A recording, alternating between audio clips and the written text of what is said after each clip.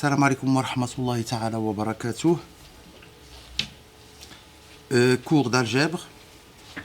C'est la deuxième séance cette semaine.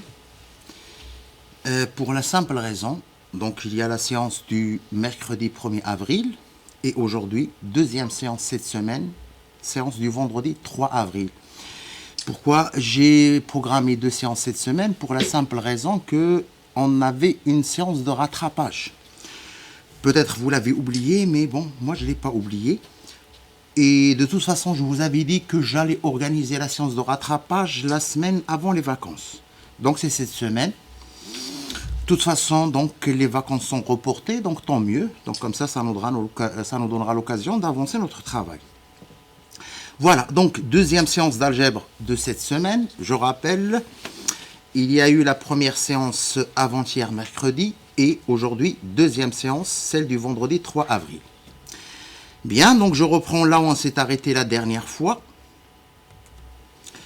On s'est arrêté, donc on était en train de parler de théorèmes fondamentaux pour finir ce premier chapitre sur les espaces vectoriels, ou plutôt donc des généralités sur les espaces vectoriels.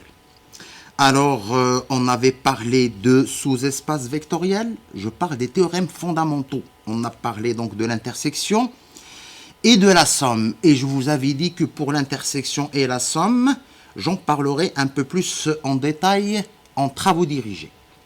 Et après, on était en train, donc toujours au niveau des théorèmes fondamentaux, on était en train de parler de famille de vecteurs. Bien, et on s'est arrêté au niveau du théorème 2, qui disait que si nous sommes dans un espace vectoriel de dimension n, espace vectoriel sur R, et on se met dans le cas où nous avons une famille qui contient exactement n vecteurs. Je rappelle, n, c'est la dimension.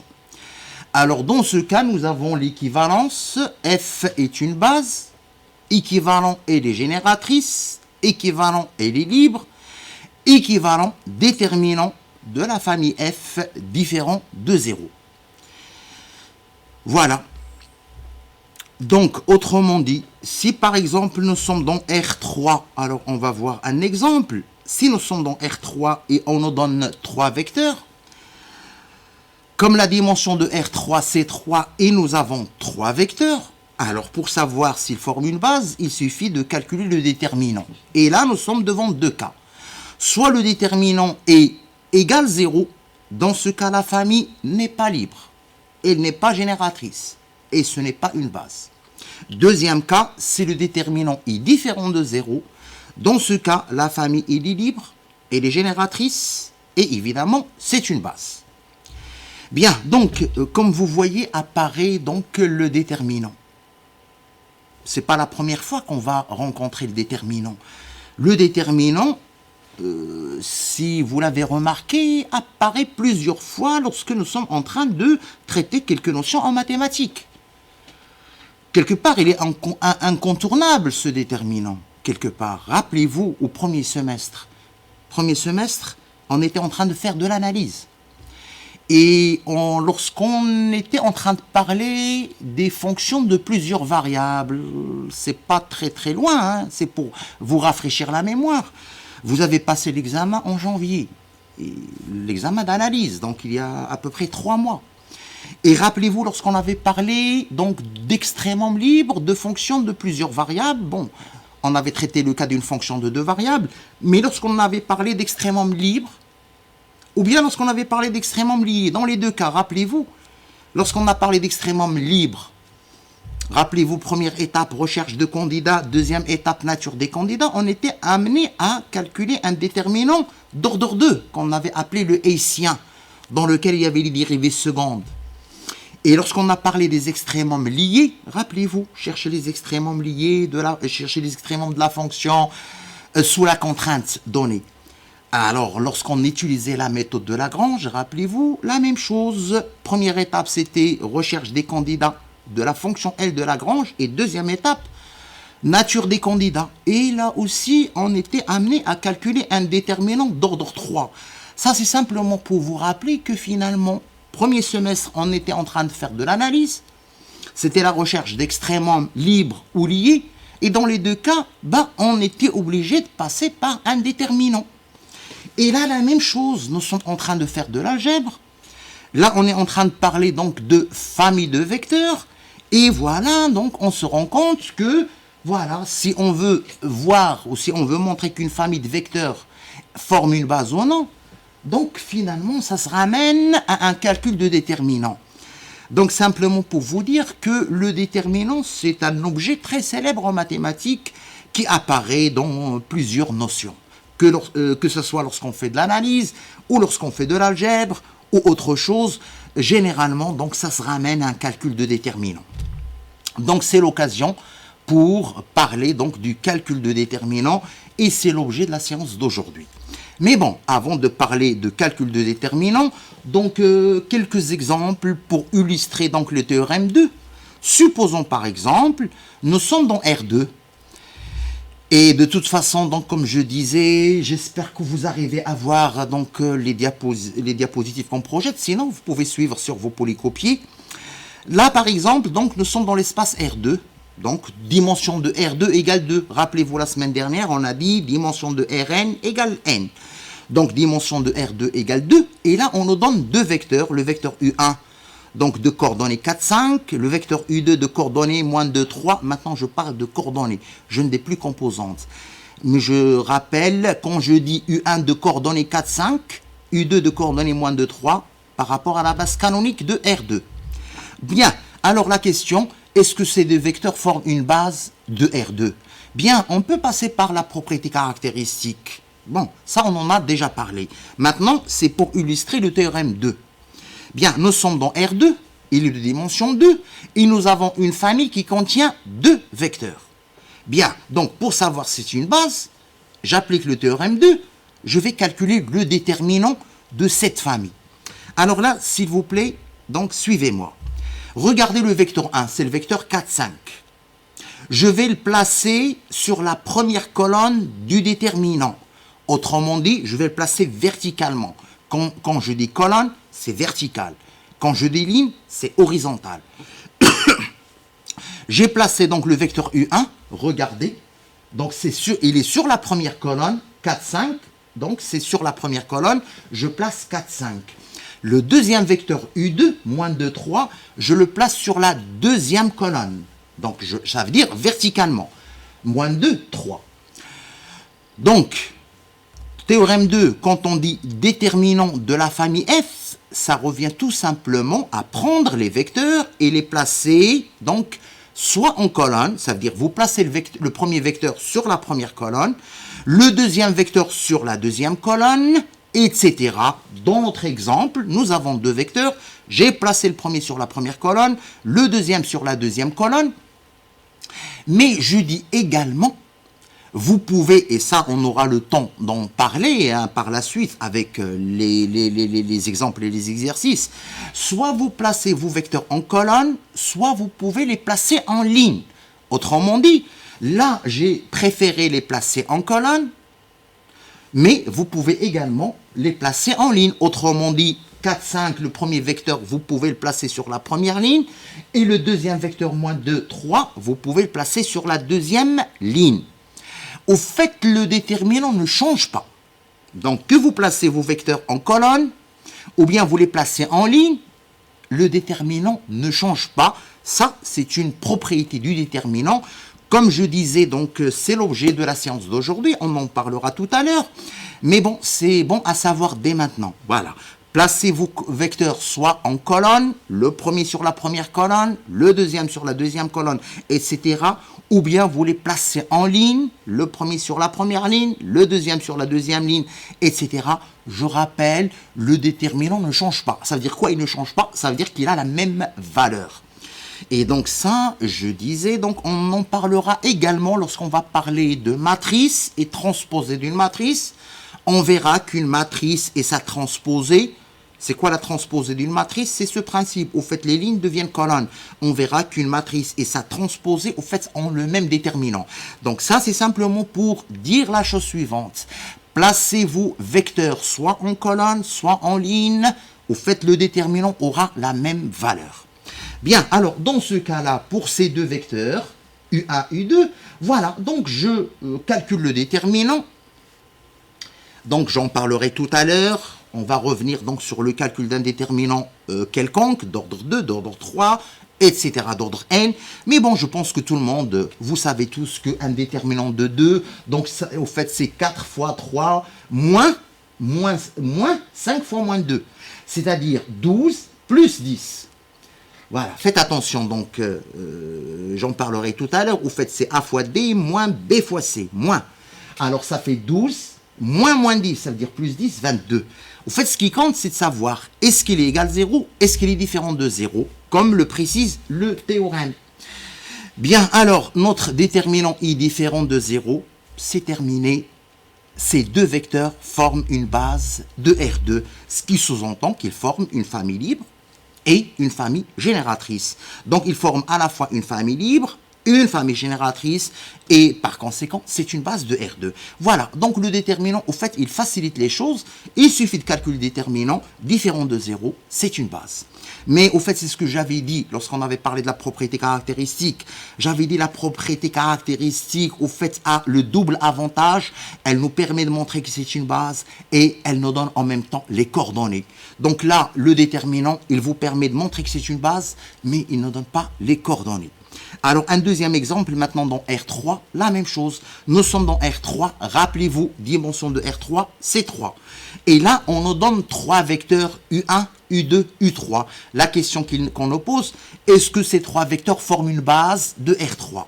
Donc, si j'utilise le théorème 2, je vais calculer le déterminant de cette famille, hein, la famille F. Donc, le déterminant, je rappelle, il suffit de placer les vecteurs soit en colonne, comme je fais ici. Donc le vecteur U1, 7, 6, 9, il est sur la première colonne. Le vecteur U2, 1, 4, 6 sur la deuxième colonne. Et le vecteur 3, 6, 2 sur la troisième colonne. Mais quelqu'un d'autre, yani vous pouvez placer U1 sur la première ligne, U2 sur la deuxième ligne, U3 sur la troisième ligne. Et bon, on trouvera la même chose. On trouvera moins 154. Voilà, donc je ne vais pas passer mon temps à le répéter. Placez vos vecteurs en ligne, en colonne ou bien en ligne. Le déterminant a la même valeur.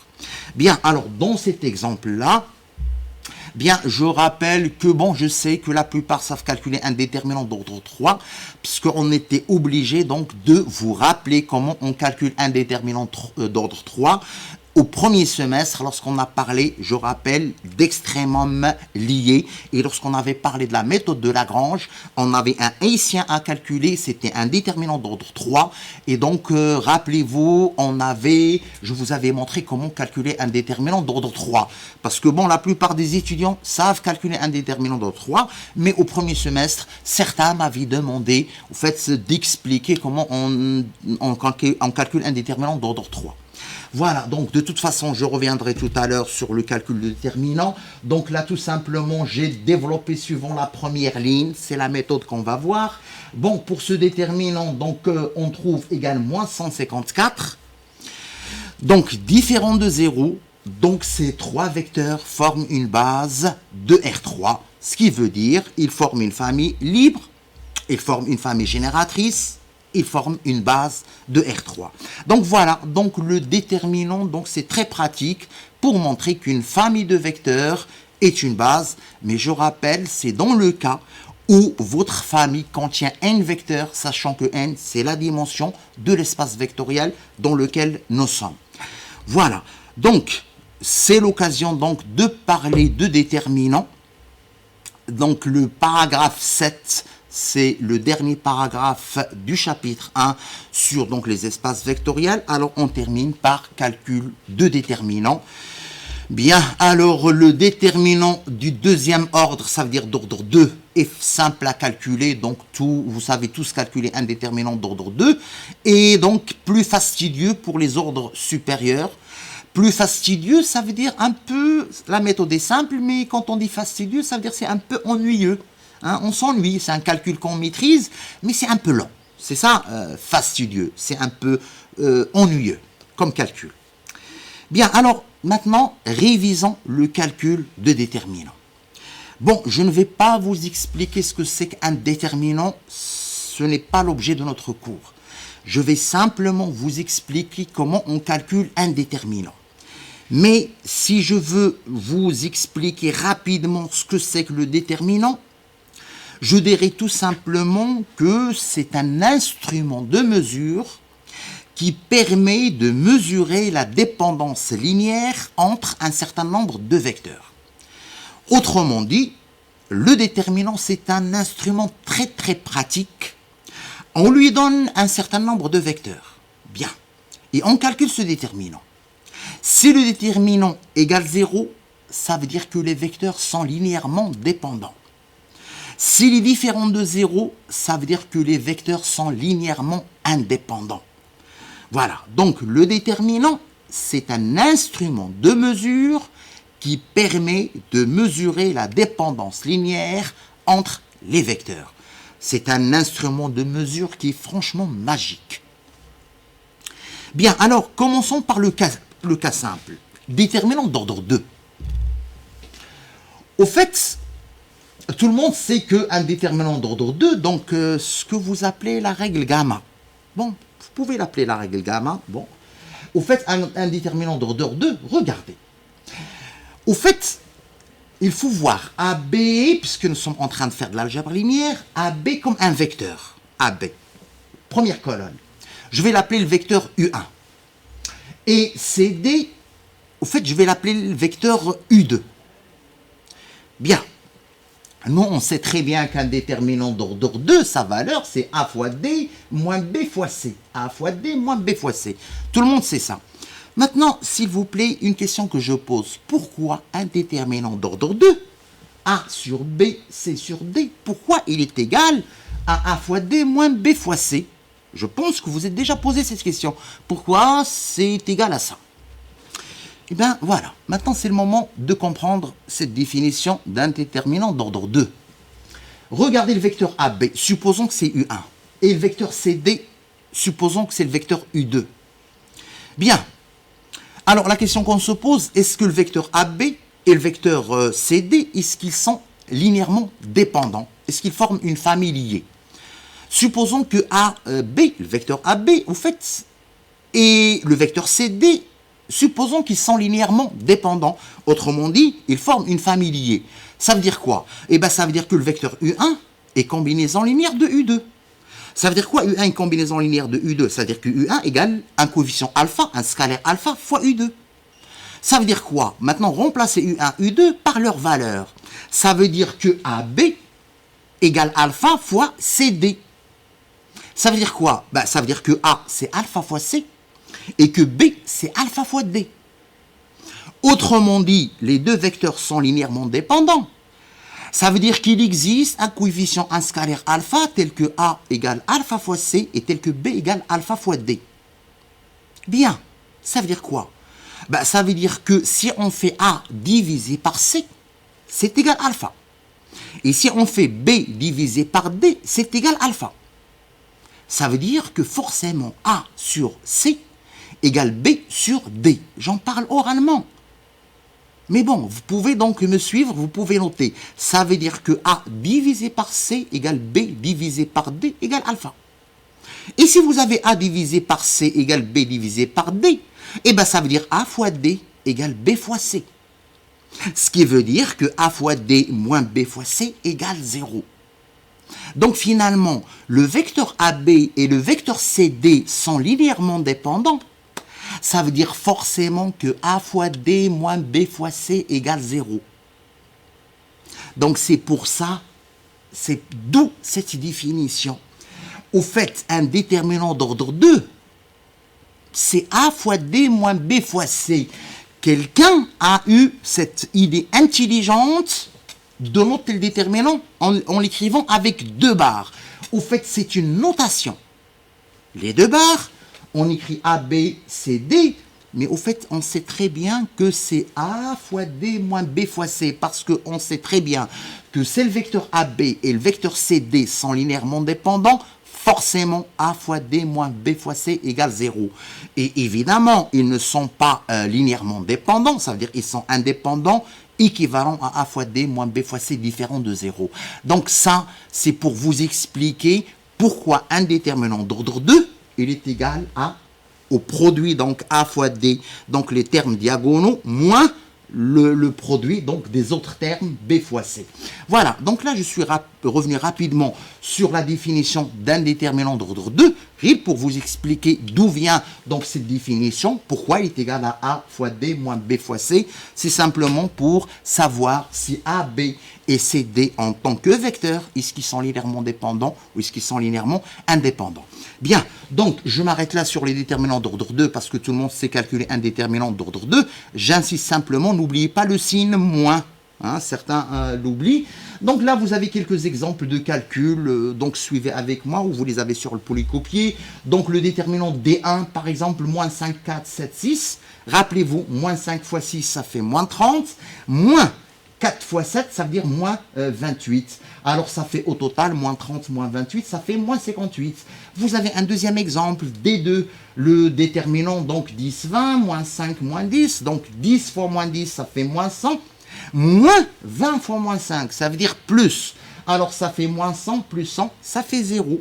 Voilà, donc le premier déterminant, il est différent de 0. Ça veut dire que les vecteurs moins 5, 4 et 7, 6 sont linéairement indépendants.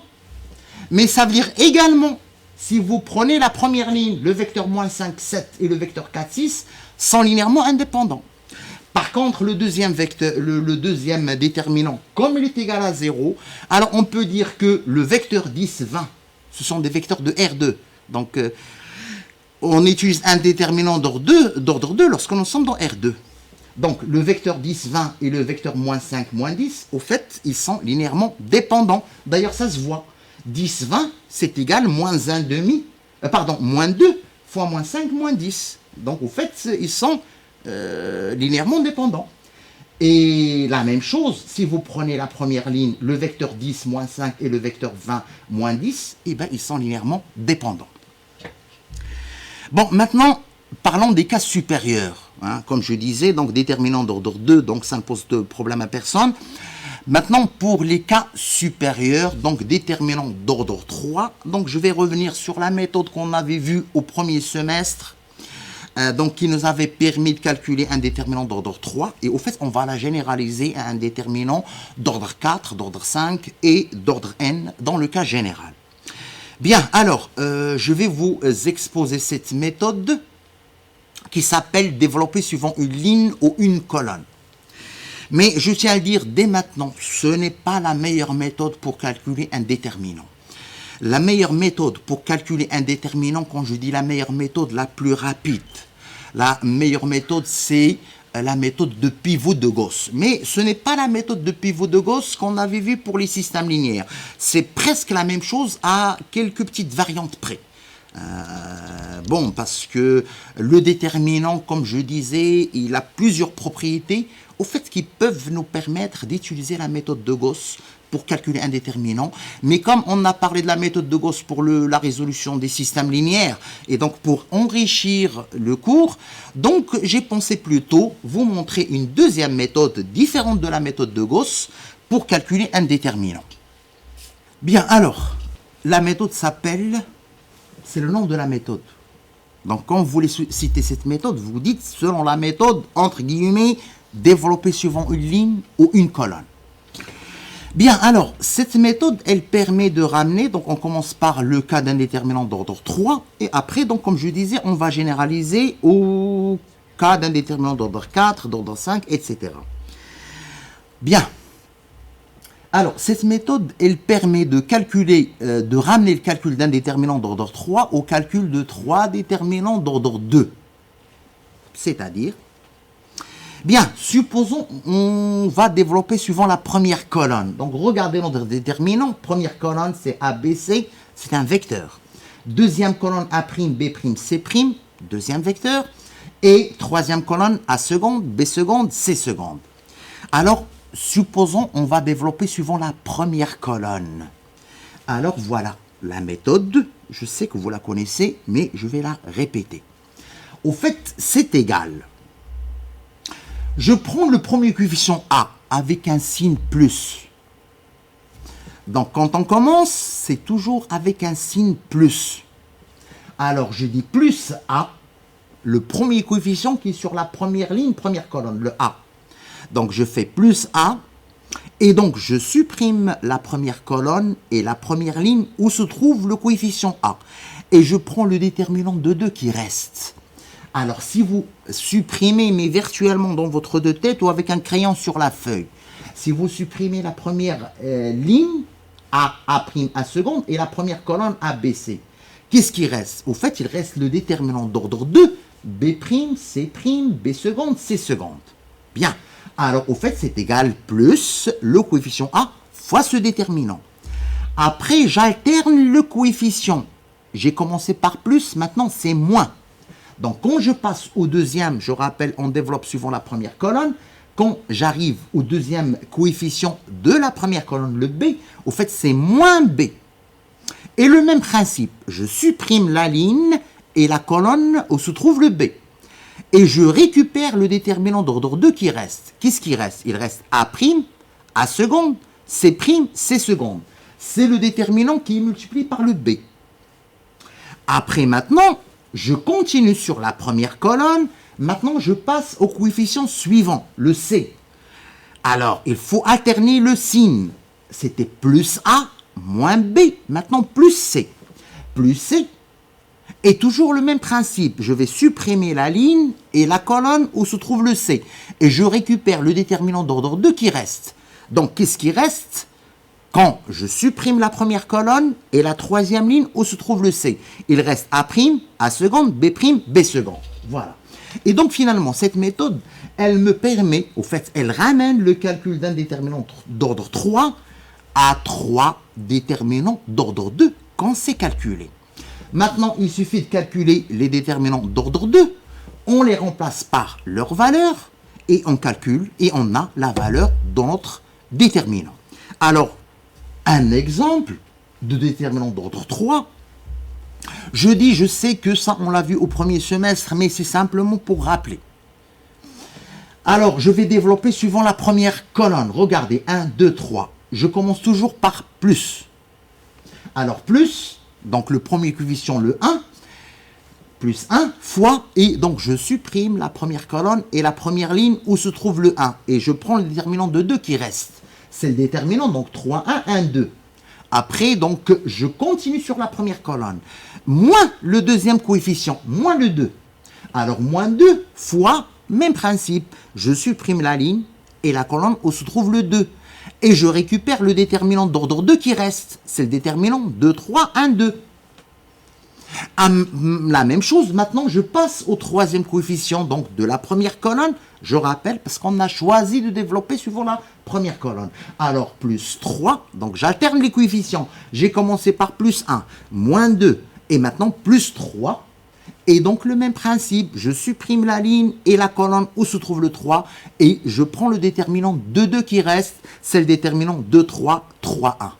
Voilà, donc mon déterminant d'ordre 3 se ramène au calcul de 3 déterminants d'ordre 2.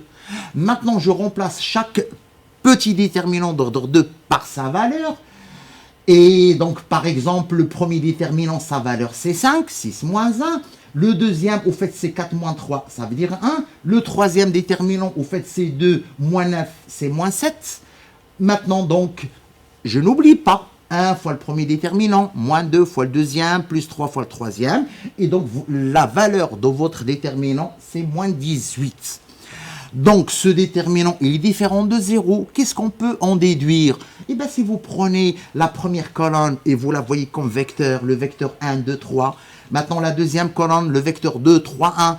Maintenant, la troisième colonne, le vecteur 3, 1, 2, eh bien, ils sont linéairement indépendants et donc ils forment une base de R3. Ce que je dis sur les colonnes, s'il vous plaît, il est valable pour les lignes. Le premier vecteur, la première ligne, 1, 2, 3. Le deuxième, 2, 3, 1. Et le troisième, 3, 1, 2. Ce sont des vecteurs linéairement indépendants. Ils forment une base de R3. C'est vrai que là, nous sommes devant un cas particulier, ce qu'on appelle un déterminant symétrique. Mais là, on verra l'exemple d'un déterminant qui n'est pas symétrique. Et au fait, ce qu'on dira sur les lignes, c'est pas la même chose que ce qu'on dira sur les colonnes.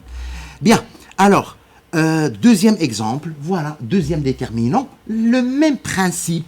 Là, je développe suivant la première colonne. La première colonne, c'est 5, 7, 0. Alors, le premier coefficient, c'est avec un signe plus 5.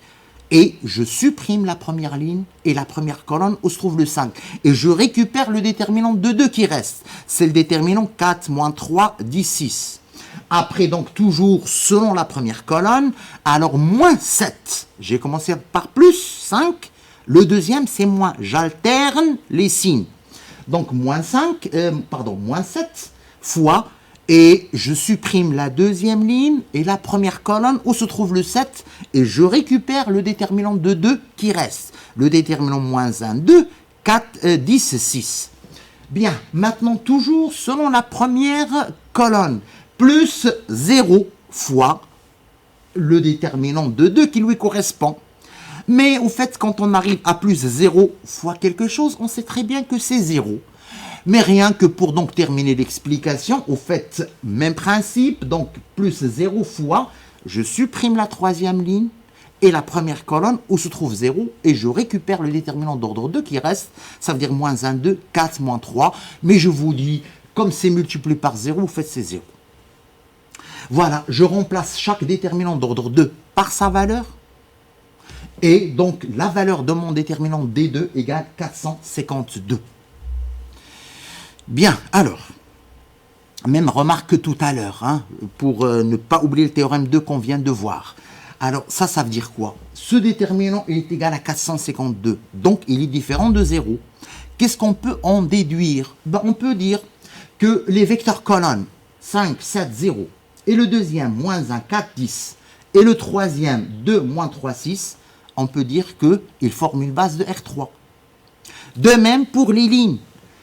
5 moins 1, 2, le vecteur qui est sur la première ligne, 7, 4 moins 3, 0, 10, 6, ce sont trois vecteurs linéairement indépendants et donc ils forment une base de R3. Voilà, donc rappelez-vous ce qu'on avait dit, au fait un espace vectoriel admet une infinité de bases. Bon, donc maintenant revenons donc au calcul de déterminants. Donc là, on a développé suivant la première colonne ces deux déterminants, donc que j'ai pris comme exemple, déterminant D1, D2, on a développé suivant la première colonne. Maintenant, ce que vous devez savoir, c'est qu'on peut aussi développer, si on le veut, suivant la première ligne. Au fait, on a choisi de développer suivant la première colonne, mais on peut développer suivant la première ligne, avec le même principe. Donc, par exemple, D1, si vous développez suivant la première ligne, tout à l'heure on l'a fait avec la première colonne, alors même principe, donc je suis les coefficients de la première ligne, le 1 avec un signe plus, le deuxième avec un signe moins et le troisième 3 avec un signe plus, toujours le même principe. Quand donc je fais plus 1 fois, je supprime la ligne et la colonne où se trouve le 1, je prends le déterminant de 2 qui reste, après moins 2, donc deuxième coefficient, fois, même principe, je supprime la deuxième colonne, la première ligne, je prends le déterminant de 2 qui reste, et maintenant le troisième coefficient plus 3, toujours même principe, je supprime la colonne, la troisième colonne et la première ligne où se trouve le 3, et je récupère le déterminant d'ordre 2 qui reste. Je remplace chaque déterminant par sa valeur et donc je retrouve le même résultat. Moins 18 comme tout à l'heure. Tout à l'heure, on a développé suivant la première colonne, on a trouvé moins 18. Maintenant, on développe suivant la première ligne, on trouve moins 18. De même pour le deuxième déterminant. Hein. Le deuxième déterminant, on l'a développé suivant la première ligne, la première colonne. En fait, on avait profité du 0. Qui nous avait plus ou moins facilité les calculs. Maintenant, si vous développez suivant la première ligne, ça veut dire avec 5 moins 1, 2. Donc, toujours le même principe. Plus 5, on commence toujours par plus. Plus 5, voilà. Donc, je supprime la première colonne et la première ligne. Je récupère le déterminant de 2 qui reste.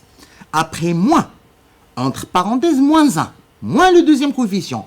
Et je supprime la deuxième colonne, la première ligne où se trouve le moins 1. Et je récupère le déterminant de 2 qui reste. Maintenant, plus 2, le dernier coefficient de la première ligne, plus 2, fois même principe, je supprime la troisième colonne et la première ligne, et je récupère le déterminant de 2 qui reste.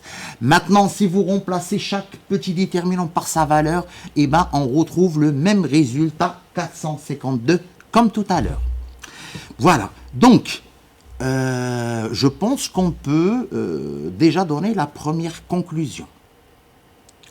Voilà, donc on peut déterminer suivant n'importe quelle ligne ou bien n'importe quelle colonne, le résultat final est le même. Yani, vous avez plusieurs étudiants. Le premier étudiant, il va développer suivant la première ligne. Un deuxième, il va développer suivant la deuxième ligne. Un troisième va développer suivant la troisième ligne. Et un quatrième étudiant, plutôt, lui, il préfère les colonnes. Il va développer suivant la première colonne. Un cinquième étudiant a le droit de développer suivant la deuxième colonne. Et un sixième étudiant a le droit de développer suivant la troisième colonne. Les 6 étudiants, que ceux qui ont développé suivant les lignes ou les autres qui ont développé suivant les colonnes, les 6 étudiants vont trouver la même chose, 452. Donc finalement, on peut développer suivant n'importe quelle ligne ou n'importe quelle colonne un déterminant. Le résultat final est le même. Ça veut dire que le déterminant a toujours la même valeur.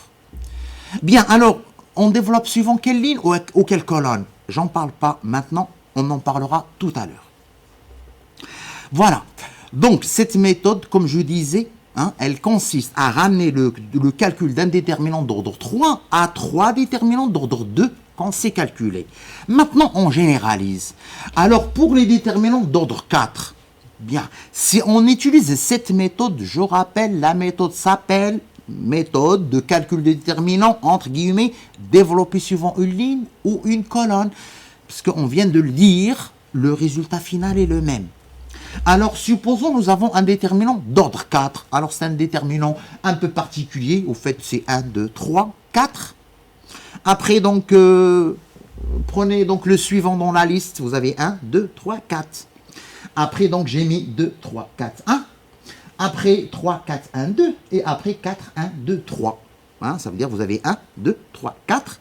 Et au fait, prenez le suivant dans la liste. Quand vous arrivez à la fin 4, le suivant de 4, on revient. Au fait, c'est 1. Bon, c'est un déterminant particulier. Vous pouvez vous amuser chez vous à prendre quelques déterminants particuliers et les calculer. Bien, alors, on veut calculer ce déterminant d'ordre 4. Alors, le même principe. Cette méthode, je rappelle, qui s'appelle développer suivant une ligne ou une colonne. C'est le nom de la méthode. Au fait, elle va ramener le calcul d'un déterminant d'ordre 4 ou 4 déterminants d'ordre 3. Alors, par exemple, donc là, vous l'avez sur le polycopie cet exemple. Bien, supposons que je développe suivant la première colonne comme on a fait tout à l'heure. 1, 2, 3, 4. Donc, c'est le même principe. Donc, je commence toujours par plus le premier coefficient 1. Plus 1. Et donc, je supprime la colonne et la ligne où se trouve le 1 et je récupère le déterminant d'ordre 3 qui reste. C'est le déterminant qui est devant le 1. Après, j'alterne le signe. C'était plus, maintenant c'est moins. Moins 2 fois. Même chose, je supprime la ligne, la colonne et la ligne où se trouve le 2 et je récupère le déterminant d'ordre 3 qui reste. Maintenant, je passe au coefficient suivant, plus 3. Et même principe, donc je supprime la ligne et la colonne où se trouve le 3 et je récupère le déterminant d'ordre 3 qui reste. Et pour finir, maintenant plus 4, on a commencé par plus 1, moins 2, plus 3, maintenant moins 4 fois, donc je supprime la ligne et la colonne où se trouve le 4 et je récupère le déterminant d'ordre 3 qui reste. Donc finalement, un déterminant d'ordre 4 se ramène aux 4 déterminants d'ordre 3. Et voilà, donc maintenant, il faut calculer chaque déterminant d'ordre 3 comme on vient de voir. Et voilà, j'ai déjà fait les calculs parce que je sais que pour cet exemple, certains étudiants venaient me voir les années précédentes en me disant « Monsieur, comment vous avez fait pour trouver moins 36 ?» Pour le premier déterminant d'ordre 3, eh bien, j'ai calculé le déterminant d'ordre 3. C'est un petit exercice que je vous laisse à faire. Bien, on vient de parler de calcul de déterminant d'ordre 3. Donc, ça y est, c'est bon pour les déterminants d'ordre 3. Eh bien, vous appliquez cette méthode pour ces 4 déterminants d'ordre 3. Là, simplement, je vous donne le résultat. Le premier, sa valeur, c'est moins 36. Le deuxième, sa valeur, c'est moins 4. Le troisième, sa valeur, c'est moins 4. Et le troisième, au fait, c'est moins 11. C'est 11 puisque c'est multiplié. Non, c'est moins 44. j'ai tout laissé entre parenthèses. Donc, le premier déterminant d'ordre 3, sa valeur, c'est moins 36. Le deuxième, c'est moins 4. Le troisième, donc, ça doit être, voilà, 3, voilà, c'est 4. Et le dernier, sa valeur, c'est moins 44. Donc, c'est un petit exercice que vous pouvez faire chez vous. Refaites le calcul donc de ces 4 déterminants d'ordre 3 et vous allez trouver donc les valeurs indiquées. Alors, quand on fait le total, 1 fois moins 36, moins 2 fois moins 4, plus 3 fois 4, moins 4 fois moins 44, et ben on trouve égal 160. Donc, ce déterminant un peu particulier, ben, il a une valeur particulière, c'est 160. Bien, alors, n'oublions pas, bon, maintenant, c'est vrai, on parle de calcul de déterminant, mais n'oublions pas notre théorème de, comme notre déterminant égale 160, différent de 0, qu'est-ce qu'on peut en déduire? Eh bien, si vous prenez le premier vecteur, là, nous sommes dans R4, 1, 2, 3, 4. Le deuxième vecteur, 2, 3, 4, 1. Le troisième qui est sur la troisième colonne, le quatrième sur la quatrième colonne. Ces 4 vecteurs sont linéairement indépendants. Donc, ils forment une base de R4. Bien. Ou bien, même chose pour les lignes. Si vous prenez 1, 2, 3, 4, 2, 3, 4, 1, 3, 4, 1, 2, 4, 1, 2, 3, ces 4 vecteurs lignes sont linéairement indépendants. Ils forment une base de R4. Peut-être ici, comme c'est symétrique, c'est la même chose, mais là, je suis en train de parler dans le cas général. Dès qu'on calcule un déterminant et on se rend compte qu'il est différent de 0, rappelez-vous, que ce soit les vecteurs colonnes ou que ce soit les vecteurs lignes, ils sont linéairement indépendants et ils forment une base. Bien, alors, voilà, donc je vais formuler la même remarque. Vous avez le temps, vous êtes chez vous à la maison. Là, j'ai développé suivant la première colonne. Vous pouvez, par exemple, développer suivant la troisième ligne, si vous voulez. Autrement dit, donc c'est un exercice que je vous laisse à faire. La troisième ligne, 3, 4, 1, 2. Alors, vous allez me dire, on commence par plus ou par moins? Non. C'est le 1 qui est en haut ou on met plus. Le 1 qui est en haut du déterminant, ou on met plus. Et après, on alterne les signes. Donc, si vous voulez développer suivant la troisième ligne, ce déterminant, où il y a 3, 4, 1, 2. Je commence par quoi? Par plus ou par moins? Alors, vous partez d'en haut. Le plus, c'est avec le 1 qui est en haut. Plus. C'est avec le 2, c'est un signe moins. Le 3, c'est avec un signe plus. Donc, si vous développez suivant la troisième ligne, vous commencez par plus 3. Supprimez la troisième ligne, la première colonne, récupérez le déterminant d'ordre 3 qui reste. Et vous faites à ce moment-là moins 4, le coefficient suivant, et même principe, etc. Par contre, si vous développez suivant la quatrième ligne, 4, 1, 2, 3, là, vous allez commencer par moins. Pourquoi? Parce que si vous partez d'en haut, le 1, c'est plus. Le 2, c'est moins. Le 3, c'est plus. Le 4, c'est moins. Donc, si vous développez suivant la quatrième ligne, ça commence par moins 4. Fois le déterminant d'ordre 3 qui lui correspond, plus 1, le coefficient suivant. Fois le déterminant d'ordre 3 qui lui correspond, moins 2. Le coefficient suivant fois le déterminant d'ordre 3 qui lui correspond, plus 3 fois donc le déterminant d'ordre 3 qui lui correspond. Et à ce moment-là, vous allez trouver 160. Voilà, donc en résumé, on peut développer un déterminant selon n'importe quelle ligne ou n'importe quelle colonne. Je rappelle, le résultat final est le même. Bien, donc rappelez-vous, donc c'est le premier coefficient du déterminant qui a un signe plus. Et après, on alterne. Et donc, au fait, on peut développer suivant n'importe quelle ligne ou n'importe quelle colonne. Simplement, rappelez-vous, est-ce que ça commence par plus ou par moins? Et donc, pour le savoir, simplement, revenez au premier coefficient du déterminant, mettez un plus. Et maintenant, allez au coefficient qui vous intéresse en alternant donc le signe. Plus, moins, plus, moins. Bien, alors, bon, cette méthode, au fait, je viens de parler pour un déterminant d'ordre 4, donc vous avez compris. Si j'ai un déterminant d'ordre 5, c'est le même principe. Un déterminant d'ordre 5, ça commence toujours par plus, le premier coefficient. Et je parle dans le cas général, un déterminant d'ordre n. Donc ça commence toujours par plus si je veux utiliser cette méthode pour calculer mon déterminant. Et donc, je vous ai dit, il n'y a pas que cette méthode. Il y a plusieurs méthodes qui permettent de calculer un déterminant. Donc simplement, dans notre cours, on a choisi cette méthode. Donc, un déterminant d'ordre n quelconque. Donc, ça commence par plus. Rappelez-vous, le premier question, c'est plus. Alors, un déterminant d'ordre n va se ramener au calcul de n déterminant d'ordre n-1.